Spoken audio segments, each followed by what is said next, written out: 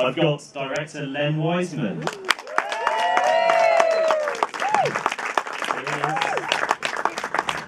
And next up, I've got one of the stars, Jessica Biel. And she's already come in the room. Hey, Beckinsale and Colin Hello. Kind of does. Yeah, it does. It's me. Hello, everyone. Hello. How are you all? Good, thank you. Good. How are you? I said all. No, don't. Every single one. Well, thank you. Yeah, good. Thanks. Good. Okay. Well, these are the stars of Total Recall. Yeah. How exciting!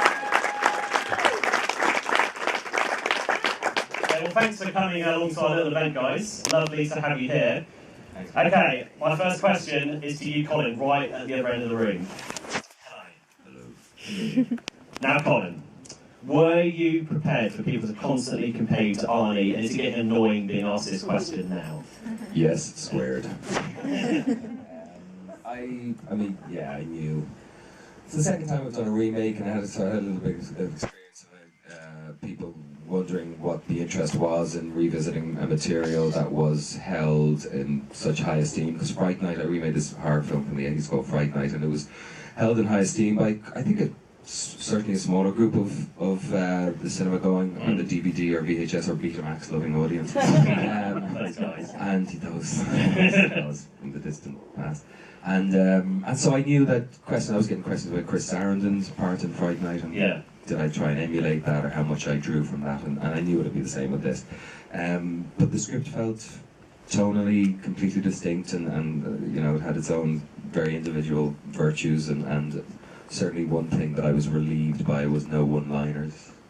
No one-liners, yes. No one-liners, and I wasn't asked to do an Austrian accent, and if I was, you know, those things, if I was asked to do an Austrian accent, and you know, I had fourth one-liners every 20 minutes or 25 minutes, I think I would have shit myself and said, no, not do it. What was the funnest moment from filming the whole film?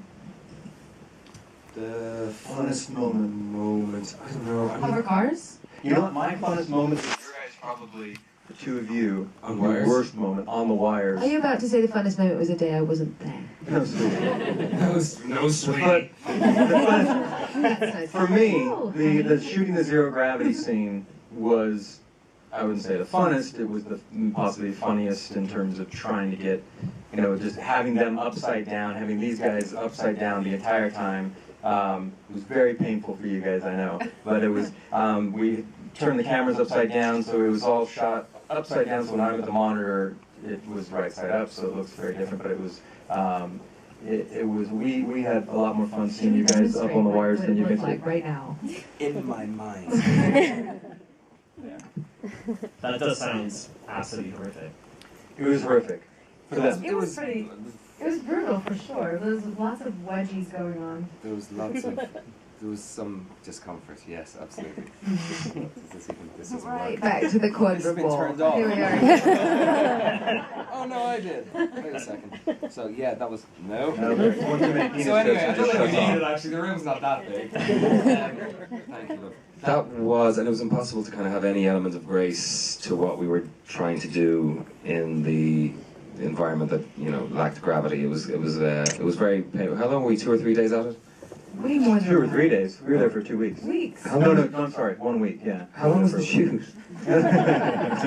No, that and the hover cars. I think, Jess, you were right. The hover cars. Yeah, shooting the hover cars was a lot of fun because Len was very adamant that as much of the filming as possible would be done with practical sets and props that actually existed, and environments that any of the actors were inhabiting would be built by, you know, the level of craftsmen that worked all over the film. So we had these massive sound stages in Toronto, and all the things you see in the film, bar the really grand skylines and cityscapes, were there on the day. The production design by Patrick Totopoulos was amazing, and Len designed a lot of the sets and a lot of the technology in the film. But when we were doing the hover cars, which I thought we would do in a soundstage, I thought they'd have a green screen and put us in a little Fisher-Price plastic car and have a couple of guys shake it, or maybe if the budget afforded it, have a hydraulic. But what he really wanted to do was he got 5 or 6 cars that were built that were specifically designed for the film, and we went to a runway about 2 hours drive outside of Toronto. And we were there for 5 days. We were there for 5 days. That is correct. And for 5 days in the sweltering heat, we sat in these, and they were kind of Fisher-Price cars. The cars that we sat in and that the other actors sat in, that Kate sat in, were on top of these specifically designed, really souped-up cars that had 2 drivers. One driver who actually drove the car, and the other driver who controlled the car that was on top of that was plastic. So the guys that were beneath us, and there was 2 of them, had race car helmets, flame retardant suits, gloves, roll bars, and we were in costumes and in these plastic, like really plastic things. And what they did was, for 5 days, they just pummeled into each other. And there were all these racing car drivers who was like, this is fucking awesome. And we were upstairs in these plastic things smacking into each other. And as the week went on, progressively, the cars that we were in, the hover cars, began to lose bits and pieces, began to crack and break. And I remember one day, a bolt, as everything went into slow motion, and the bolt went across my face. I was like, oh. I've got that on that day. I'm just literally like here. Seriously, and they call it going, was that a bolt? It did get scary, didn't it? Because there's a stage where you At go. one point, the seatbelt stopped working and the door wouldn't shut. That's right, yeah. And we were screaming down at 60 miles an hour, And you slamming couldn't into get out. you, and you couldn't get out. Because it wasn't really a working sort of car. It was like a plastic, very cool-looking future car, but it was boiling hot, 100 degrees. It was so much sweat. It was rotisserie. You got Even though there was so much ass sweat going on. well, and I had some sort of stomach bug as well. You couldn't really You were sick. And it was basically like one big, the glass was like one big petri dish. Like he And then I was in it with a man in a robot suit with his helmet on that he couldn't get off, so he wasn't very chatty. And then I looked over into the other car, and Colin Farrell would be in there like doing karaoke and having a great time. That was part of my character research. Karaoke. Dancing, it was very fun in your car. It was a good time. We were doing Scrabbles, Scrabble and crosswords, and yeah. we had poetry books in there. So nice. I had chatty Mike. You had to. No, that was synthetic. It wasn't even chatty. He wasn't chatty at all, because every once in a while you just see him go, and we have to wake him up. I'm really interesting company. That's nothing to do with me. Yeah. He was very hot. It's purely chatty Mike's song. Yeah, that sounds like a great DVD extra, just some of that footage of the rotisserie cars. Now, Kate, were you flattered that your husband cast you as a psychotic assassin? I don't think you noticed that. Because I was a bit offended at first. There's a psychotic bitch wife, and I thought of you. But I got over that quite quickly because it was such a good part, and she's such good fun. But I have been asked that question a lot. I'm insecure about it. Yeah, another thing I read was that you were apparently at one point, because of scheduling issues, considered for the free-breasted prostitute role. I know. Huh? Yeah, is that true? Well, in the sense that originally it wasn't even a discussion that I would be in the movie, probably because I was doing another film at the time, and you know, Len did Die Hard 4, and you know, had me do the voice of the on-star vehicle. Just, you know, his dad's on the money and Total Recall. So like, oh, you know, there's a little day part. I know you're not free to do the movie, but you know, would you play three-breasted prostitute? And I sort of went, okay, not really thinking. You didn't hit the first bit of the sentence. No, yeah, exactly. Yeah. Not I just casually threw it in a different conversation. Not really thinking through what very that would casual. mean to my life. I'm so glad that didn't happen to me. Yeah. You know, with a 13-year-old daughter. And it's bad enough that I've got 2 boobs, as far as she's concerned. So Yeah. if I was going around with 3, I'd be just in the doghouse. Let's just think of the insults. Yeah. What would you do? Involving arable farming, maybe. Arable farming. I don't know, I quite fancy being Freddie Mercury for a bit. Yeah, I can see. Yeah, that You can makes see it, sense. thanks a lot. Yeah. Yeah, I quite fancy that. Jessica, how about you? I'm sort of stuck on, you know, this whole Olympic athlete thing. Oh, really? What event did you do in the Olympics? Gymnastics, diving, track and field. Yeah. I mean, if I can make up my own job, right, I can do it all. Yeah, you can, yeah. Win medals in all of them. Perfect. Yeah. How about you then? You'd like to be a vet. I would probably do something with Illustrator. I'd probably do like a comic book artist, something like that. I started my career drawing and all that. I really, really love it. Don't get to do it anymore. Yeah. So probably something like that. That's actually a very thoughtful answer. Is it? Yeah, it is. Awesome. Yeah. Good. It's an answer. Yeah, it's better than arable farming. Colin. Yes. What would you be if you were an actor? I don't know. Maybe when I was young, I wanted to be a footballer. I was playing professional football. My dad was a footballer, but I was never good enough, so maybe not that. So maybe, but I would be good enough by just asking the question to be whatever I want to be. Yeah. You've been a better version. But I mean, I was wondering if it's a case of like if it all went to the acting thing didn't happen, what really in this world, whatever I have, what would I be doing? And so it wouldn't be football. Then maybe the only thing that I wanted to do that was in any way academically inclined was journalism. Okay. I didn't know what kind or where. You don't know what newspaper you'd write for? Well, not even that, but if it would be, politics, sport, travel. Travel, I think travel. Travel journalism. Been trying to get into it for years, yeah.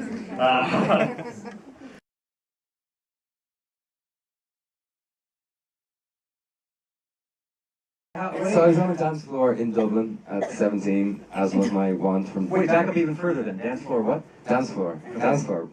Leather pants, rubber t-shirt. I'll make it real embarrassing. Leather pants, rubber t-shirt, I'll spare myself no detail. And I may have had something illegal in my 17-year-old stomach at the time that made me dance really fast and grind my jaw.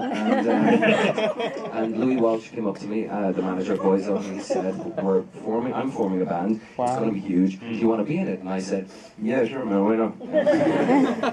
And he said, okay, cool. He said, listen, tomorrow we're going to hold open auditions, you're in the band, I want you to be in the band, and will you just come along because there'll be some press there? And I went, yeah, cool. So I went along to the Ormond Hotel on Ormond Quay by the River Liffey in Dublin, and there was 150 lads outside the door in various, tight t-shirts and fake tan and stuff, and big hair and small hair, and I was in all the above, my own version of it, and I went in and I sang Careless Whisper twice. In a room, with some dude in the corner with a synthesizer, and I think they asked me to sing it a second time because they couldn't believe how shocking it was the first time. And I saw Louis Walsh at the premiere in Dublin last night actually, and I wanted to clarify because he always said that I said no, and I was like, I wish I could say I said no. The really embarrassing thing is I would have done it, and he called me that night at my mother's house.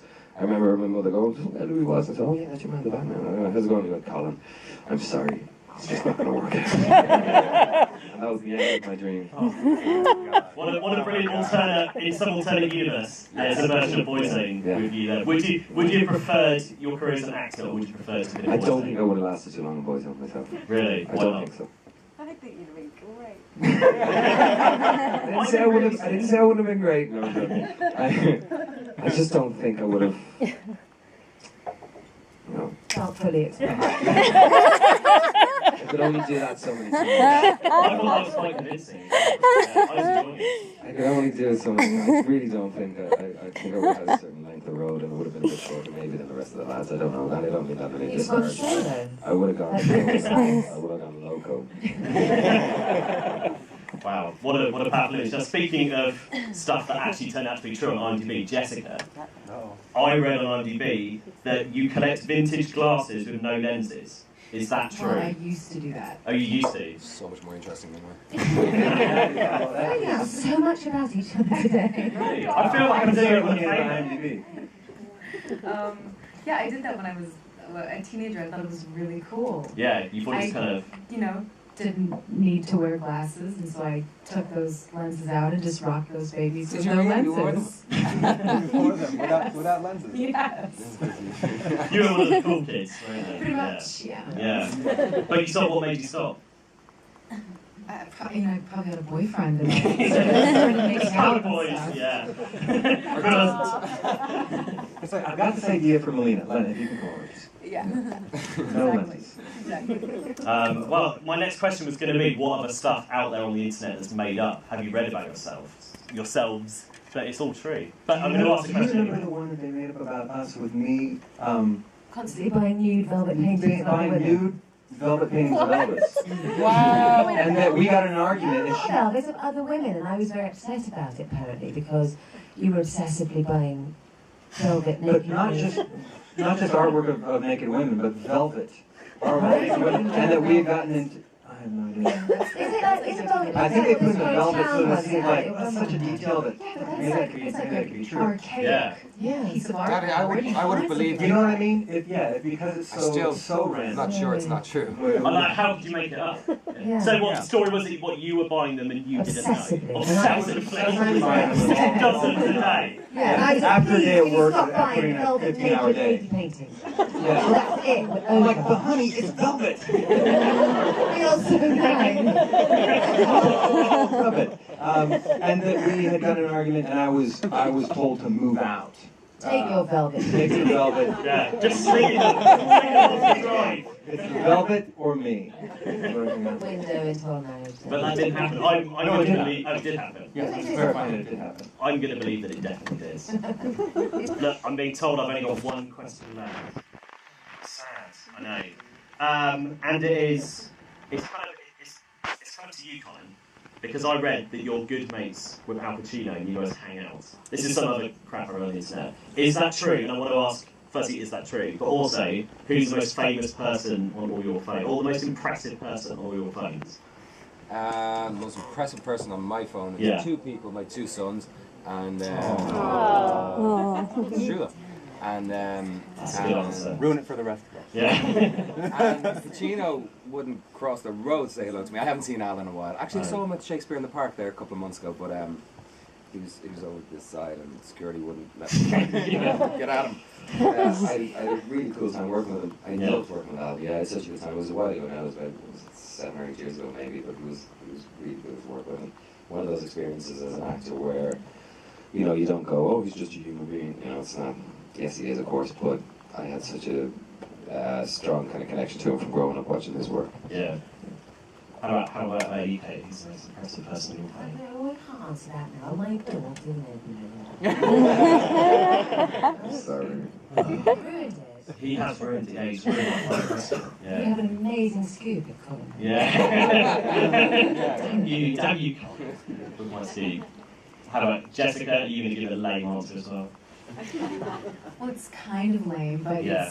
it wasn't on my phone. Yeah. It was on my boyfriend's phone at the time, which I sort of felt like it could have been mine. Yeah. But there was a text from Obama. That is very impressive. I'm going home then. I thought that was pretty sweet. What did the text say? It was something very like, thanks for coming out.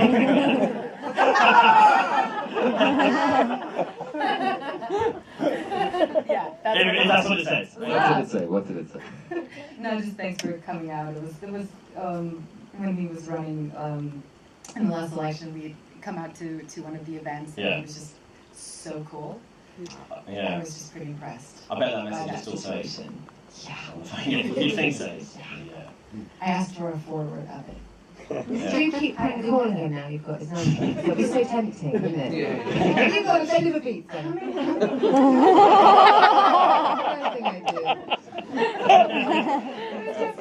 Just a bad joke. Len, finally. Under pressure. Yeah. Can you beat Obama? I can't beat Obama.